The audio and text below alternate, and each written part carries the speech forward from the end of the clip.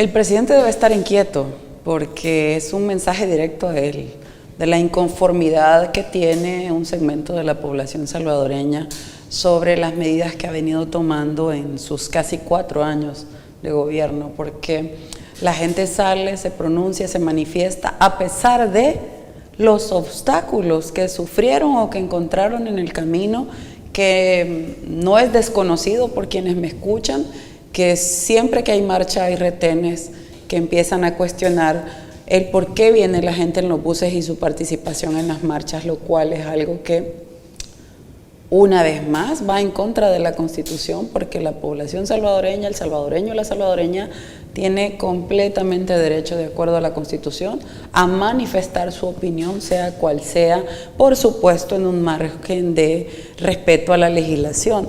Sin embargo, a pesar de esos obstáculos, pues hemos visto que ha sido una marcha que ha estado muy concurrida y en la cual se han manifestado diferentes segmentos de la población: inconformidad, preocupación, demandas, incluso hemos visto, no solo en quienes fueron entrevistados en esa oportunidad, sino también en esos carteles donde se está expresando todo esto que estoy mencionando por parte de la población que participó en la misma. Bueno, repito, hay inconformidad por parte de la población y esto se debe a las medidas que ha estado tomando el presidente. Tenemos temas que no tienen respuesta, o mejor dicho, problemas que no tienen respuesta y que son demandas, como el tema económico, por ejemplo, que está golpeando a cada una de las familias salvadoreñas. Y no me dejará mentir quienes nos están sintonizando en los diferentes municipios en los cuales se ve la entrevista, y quienes están también por medio de las redes, saben lo que estoy diciendo, porque lo padecen en cada uno de sus hogares. Nosotros, como funcionarios, tenemos también relación con las familias, con la gente, y escuchamos la preocupación que existe, sobre todo en el tema económico. Y en mi caso todavía voy un poquito más allá, porque ustedes conocen que he trabajado en la Asamblea Legislativa y en el Parlamento no es la excepción. He trabajado en el tema migratorio, iniciativas a favor de la familia salvadoreña y de los migrantes salvadoreños en la Asamblea Legislativa y ahora en el Parlamento Centroamericano. Entonces, he estado en la frontera en estos últimos años y he intercambiado con los salvadoreños que han decidido migrar. Y una de las cosas que más recurrentemente me he encontrado es el tema económico y la falta de oportunidades. Y es importante decir que mayoritariamente quienes buscan una vida diferente son jóvenes. Y eso es un mensaje que debe saberse entender por parte del presidente y de sus funcionarios. Falta de oportunidades, porque alguien que tiene oportunidades en su país no lo va a ir a buscar a otro país, no va a ir a buscar esas oportunidades a otro lugar. Y por más que digan que ha habido una reducción de la migración, parece ser que el presidente puso un tuit en el que citaba algunos datos del Departamento de Estado en donde son información no completa, porque justamente este día está terminando el título 42 implementado por Estados Unidos. Hoy a medianoche finaliza el título 42, que es la herramienta jurídica que tenía el gobierno de Estados Unidos para impedir que ingresaran migrantes de manera como habían ingresado en otros momentos. ¿Cuándo es que se implementó? Cuando se da la pandemia, Estados Unidos implementa el título 42 para poder prohibir o detener un poco el flujo de migrantes ingresando al territorio por el contexto o en el marco de la pandemia. Y eso había quedado ahí establecido hasta el día de ahora, en la medianoche, que se levanta, pero entra en vigencia entonces el título 8, que cualquier persona que ingrese estará cometiendo un delito penal, que ingrese a Estados Unidos puede ser incluso considerado para purgar una pena, un delito penal, y no queda, o mejor dicho, no tiene la posibilidad de aplicar a ningún otro recurso como el asilo, por ejemplo. Entonces, eso implica ahora el nuevo título que entrará en vigencia. Pero le citaba el título 42 porque decir que hay menos migrantes salvadoreños es irresponsable, cuando por ese título 42 Estados Unidos ha estado agarrando gente en la frontera, no la registra migración, sino que simplemente se la tira a México o a su país de destino en su defecto, pero mayoritariamente a México. ¿Y eso qué significa? Que hay un subregistro, Leo, que hay un subregistro de salvadoreños, de hondureños, de centroamericanos, de la nacionalidad que sea, que no ha estado considerado por parte de la autoridad estadounidense, porque podían agarrarlo y no reportarlo y simplemente mandarlo a otro país. Entonces, no se puede decir que ha habido una reducción de la migración cuando ha estado vigente ese título que no permitía tener con precisión cuántos migrantes salvadoreños han estado ingresando realmente a Estados Unidos. Y ahora las noticias circulan, ustedes lo van a poder ver, que bajo el título 42, Estados Unidos ha agarrado y deportado más de 2 millones de migrantes en ese tiempo. Y es un estimado, pero yo me atrevería a decir que hay un dato todavía un poco más grande, porque la migración ha continuado. Y en el caso de la migración salvadoreña, puedo decirle que ha continuado porque, repito, soy una funcionaria de territorio. No me quedo con lo que ustedes, con mucho respeto lo digo, con lo que ustedes nos transmiten, que es muy importante porque nos acercan a la realidad a los salvadoreños. Soy una funcionaria que voy al lugar, constato, y mi papel como diputada es interceder, en este caso como diputada regional, promover iniciativas y buscar acompañar a los salvadoreños que también se encuentran en la región, en este caso los migrantes, y a los que deciden salir de mi país hacia otros territorios. Tengo un compromiso con los salvadoreños. Eso me ha hecho ir a la frontera y lo que le digo es algo que me consta. Yo esperaría que en este contexto de la eliminación del título 42, el gobierno de El Salvador muestre empatía y se mueva al terreno y busque cómo contribuir o mitigar la situación difícil que van a padecer los migrantes salvadoreños que se encuentran en esa condición en la frontera, porque de que hay. Lamentablemente durante todo este tiempo pues no han contado con el apoyo y el respaldo necesario del gobierno de El Salvador, esos migrantes que han ido en esa ruta migratoria y que se han encontrado un muro en Estados Unidos, que no es el muro de ladrillo y concreto, sino todas las medidas y acciones que se toman. Y ahora, Leo, hay otro muro. 25,000 efectivos militares que van a estar esperando qué migrante va a decidir pasar.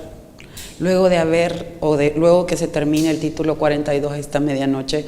Y es algo que a mí como salvadoreña me preocupa, porque yo no quisiera ver un caos ni un desborde en esa frontera en la que tuvieran que padecer salvadoreños. Y como autoridad, exhorto a la autoridad que tiene competencia en materia de relaciones internacionales a que busque abogar por esos migrantes, que no solo le interese el migrante que puede votar, porque hasta este día yo veo mucho más interés en aquel migrante que puede votar que en el migrante que se va apoyando los pies en el camino para llegar a un destino final como lo es Estados Unidos, para cambiar su realidad y la de su familia, porque en este país la situación económica está desbordada, porque el alto costo de la vida sobrepasa ya los niveles de ingreso de la familia, porque hay desempleo, porque los jóvenes tienen falta de oportunidades y en otros casos que no puedo dejar de mencionar. Incluso los jóvenes son etiquetados por algo que no son, delincuentes. Y al sentirse etiquetados por algo que no son, pues también buscan seguridad en otro país, porque su país no lo propicia. Y esa es la realidad que existe y a la que el gobierno y el presidente debería de prestarle atención, porque estamos hablando de las decisiones que tomamos los funcionarios, en este caso él como presidente y su gobierno, pues por supuesto que generan una altísima incidencia en la vida y en el futuro de la familia. Y aquí lo que está en juego pues son vidas y es importante que se le preste atención. Ahora veo la oportunidad de que actúen, de que se acerquen, de que acompañen a los salvadoreños que están en esa condición y a la familia que está aquí. Porque quienes me están viendo esta noche, sé que coinciden conmigo, tienen una angustia, si son papás, mamás, hermanos, esposas, familiares de personas que están en esta condición, pues están con el alma en la mano, están angustiados porque no saben cuál va a ser el futuro de su familia. Es oportuno que el presidente le preste atención a esta situación. Por más enredos y maromas que hagan alrededor de este punto, debo decirlo tal cual es. Y no lo digo porque se me antoja, lo digo porque hay un libro que está vigente y se llama Constitución de la República. Y ahí es muy clara la prohibición de la reelección. Es más, hasta hay videos que han circulado de entrevistas de quien ahora es el presidente de la República, de su misma voz Y con sus mismos planteamientos, un poco enredados, pero con sus mismos planteamientos, él expresa que no se puede dar la reelección en este país. Él mismo lo dice. Entonces ahora se desdice por su afán de continuar en el poder. Y eso es algo que por más palabras y adornos que le pongan y por más que quieran hacer juego de tecnicismos que no sé de dónde rayos lo sacan, es inconstitucional. Él no debería optar a la reelección, porque así lo dice la Constitución. Y voy a decir algo que he dicho en varias entrevistas, y es que mire, cuando nos lanzamos de candidatos para un cargo público, en este caso él, cuando se lanza como candidato a la presidencia de la República, él lo hace sobre las bases del juego de la democracia establecidos en la Constitución de la República. O sea que él acepta las reglas del juego de la democracia. Y en esas reglas del juego de la democracia no puede alegar ignorancia, porque él acepta lo que establece la Constitución. Y ahí estaba, desde que él fue candidato, ahí estaba establecido que no podía reelegirse. Y él acepta, se lanza como candidato, queda como presidente y no se vale que hoy que queda le quiera dar vuelta a lo que él aceptó cuando se lanzó como candidato. Se tiene que respetar. Él debería respetar la Constitución de la República, al menos una vez en tanto tiempo que lleva gobernando, porque realmente la ha pateado como ha querido. Y eso es algo que duele, como salvadoreña se lo digo, duele porque ese librito llamado Constitución es el reflejo de una vida complicada que tuvo nuestro país y de acuerdos a los que se llegaron después de haber pasado muchas cosas difíciles en El Salvador, y las generaciones que seguimos deberíamos de tenerle respeto a esos acuerdos plasmados ahí, y más cuando usted se somete a una competencia dándole preeminencia y ya después le quiere dar vuelta a la cosa. Eso no se vale, no se vale. Entonces mi opinión es que es inconstitucional la decisión tomada, y si la ejecuta, pues es algo inconstitucional lo que estaría ejecutando, por más que me hagan a mí peripecias y malabares técnicos. No, eso no es así. Así está establecido en la Constitución, no como lo están diciendo. Mire, debo decirle algo. Salvadoreño que vive aquí o que no vive aquí, yo creo que quiere ver mejor al país. Eso es algo que todos queremos. Todos hemos querido siempre ver mejor a El Salvador. Todos le hemos apostado a que El Salvador avance, se desarrolle. Bueno, al menos eso es lo que yo pienso que todos pensamos. Por lo menos yo, cuando he sido funcionaria, es lo que he abrazado, es lo que he querido para mi país. Y ahora que lo soy en otra cancha, como es el Parlamento Centroamericano, por supuesto que quiero que mi país esté bien. Y uno de los flagelos que ha tenido, que no lo voy a ignorar, ha sido el tema de la delincuencia. Ha sido un reto muy grande a superar. Y para avanzar en este tema es importante tomar acción contundente, fuerte, pero también es importante hacer valoraciones de la implementación de las acciones que usted esté tomando en esa área determinada, como en otras áreas determinadas, a la hora de implementar políticas en la económica, en la social y por supuesto en la de seguridad, que no es la excepción. Pero no hemos visto ninguna medición, y hemos visto demandas y denuncias por parte de la población, y hemos visto madres que están pidiendo que se revise el caso de sus hijos porque son estudiantes de medicina o de diferentes carreras, gente trabajadora que simplemente fue agarrada por estar en un espacio considerado como zona de pandilla, o en algunos casos ni siquiera eso, y los han llevado a la cárcel. Y no hay una revisión de esos casos que señalan esas familias en los cuales consideran, y lo han denunciado, se están violentando derechos y garantías de personas que no han cometido delitos.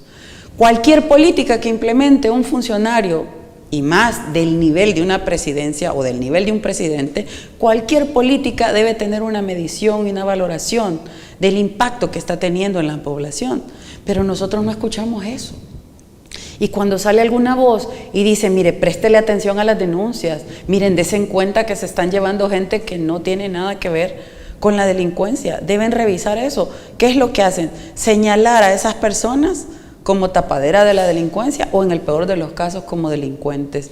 Y eso no se vale, porque no es cierto que todo es perfecto. Somos seres humanos y lo que hacemos puede mejorarse siempre. Pero en este caso queda sobrado de que hay ciertas acciones que están impactando vidas que no tienen nada que ver con la delincuencia. Y eso debe ser revisado y debe ser medido para mejorarse y entonces mejorar las condiciones de vida de la población. Yo quiero creer que efectivamente no hay ningún homicidio, pero estamos ante un gobierno que la transparencia no la conoce y que lo que ha buscado es cerrarle todos los portijos a la transparencia, y ahora pues poco conocemos los salvadoreños de cómo se está ejecutando, por ejemplo, los fondos del Estado en cada una de las carteras. Ahora no podemos tener acceso a la información que ha quedado cerrada, y a los 7 años usted se puede enterar de qué es lo que está haciendo, porque así fue una ley que aprobaron. Usted no puede pedir información de cómo se están ejecutando las cosas. Entonces, prácticamente hay una mordaza, no hay una transparencia. Entonces, ¿cómo yo puedo decir efectivamente cero homicidio? No está muriendo nadie en este país. Es así de cierto. Mire, yo quiero creer que sí, pero con ese antecedente de que se cierra toda posibilidad de que el ciudadano salvadoreño pueda tener acceso a la información y medir un poco cómo se están implementando las políticas del presidente, las políticas del Estado, pues es una cosa que podría generar un poco de duda. Por el bien de la familia salvadoreña, creo que es importante seguirle apostando a medidas que busquen contrarrestar los flagelos que ha tenido la población salvadoreña durante el tiempo. Eso es acompañable, eso es indiscutible, eso nadie puede decir no hay que contrarrestar las cosas que golpean a la familia, al contrario. Hay que buscar fortalecer las acciones positivas que realmente vayan al encuentro de transformar realidades en sentido positivo. Pero yo lamento que a estas alturas pues todavía existan madres, esposas, hijos llorando la injusticia en este país porque su familiar no tenía nada que ver con delincuencia ni con pandilla y está en una cárcel, haciendo una cifra, haciendo un número. Repito, el que debe algo, que lo pague, pero se le tiene que comprobar que debe algo. No solo porque yo le veo la cara a usted o porque me cae mal, lo voy a meter preso y voy a argumentar de que usted ha cometido un delito. Tengo que comprobarlo. Eso es aplicar justicia. Pero ahora lo que yo veo son lágrimas producto de injusticia de bastantes mamás, esposas, hijos, hijas, que están argumentando que su familiar está pagando algo que no debe. Y eso es algo que yo exhortaría a las autoridades, que también debo decirles que cuando uno habla de este tema, lo que se encuentra son ataques, pero no vamos a cansar de decirnos, que lo que es injusto o incorrecto debe rectificarse, debe corregirse. Porque si yo soy funcionaria, también soy diputada, no tengo perdón de estar viendo padecer estas cosas en la familia salvadoreña y quedarme callada por mi conveniencia. No tendría perdón. Yo tengo la responsabilidad y la obligación de seguir señalando lo incorrecto, lo ilegal, lo injusto y acompañar las acciones positivas que vayan al encuentro, repito, de transformar la vida de la gente en sentido positivo.